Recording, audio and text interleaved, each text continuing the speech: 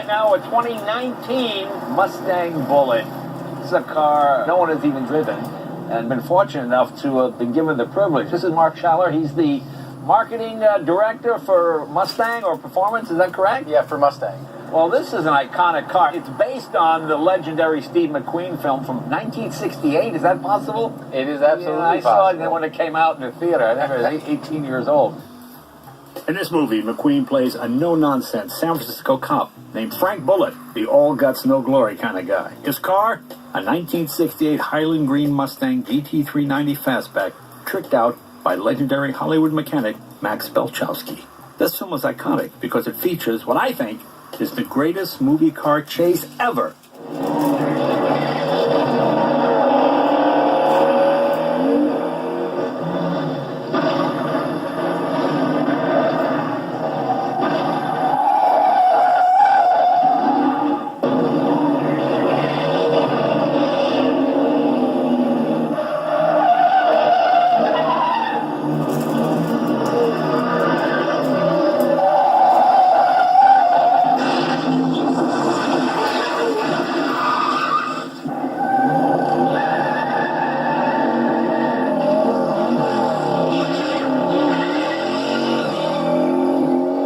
And because of the film's popularity, Ford is now releasing their third special edition Mustang Bullitt.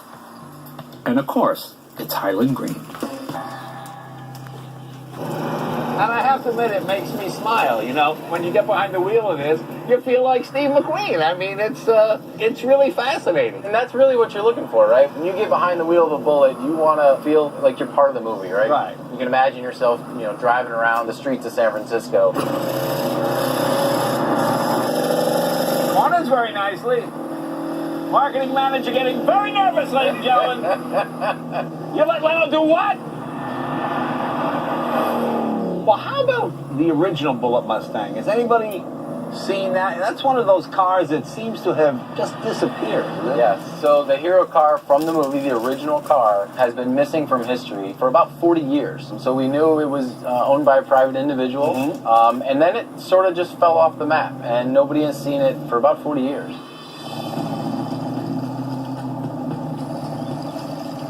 Uh-oh. I see something coming up in my rearview mirror. There's something behind you? There is something. Ladies and gentlemen, behold, the long-lost but never forgotten original Mustang that Steve McQueen actually drove in Bullitt.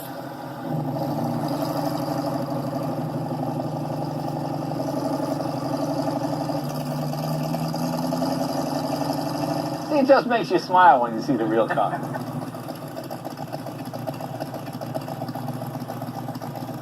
Well, how cool is this? Hey, Mark, thanks for setting this up. Of course. Oh, man.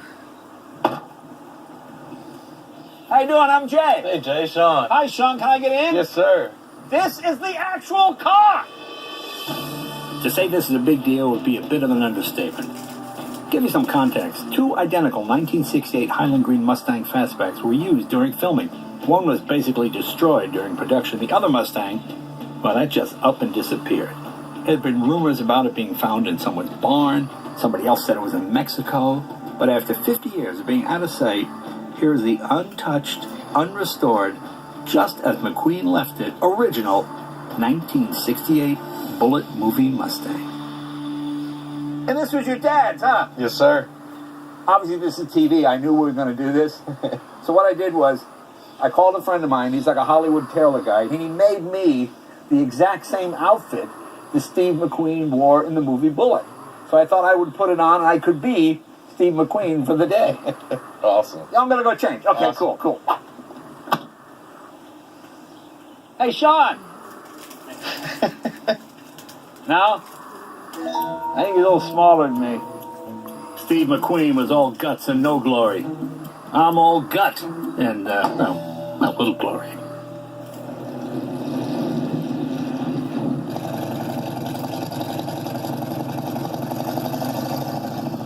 You know, this is a real thrill.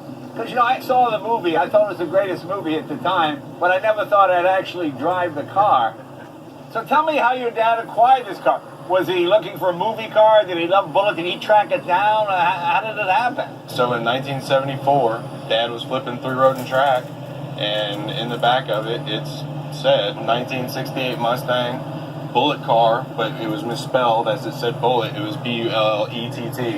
Dad called the guy, and come to find out nowadays that Dad actually was the only guy that called, and Really? that was it. He showed up, he bought it, and he took off.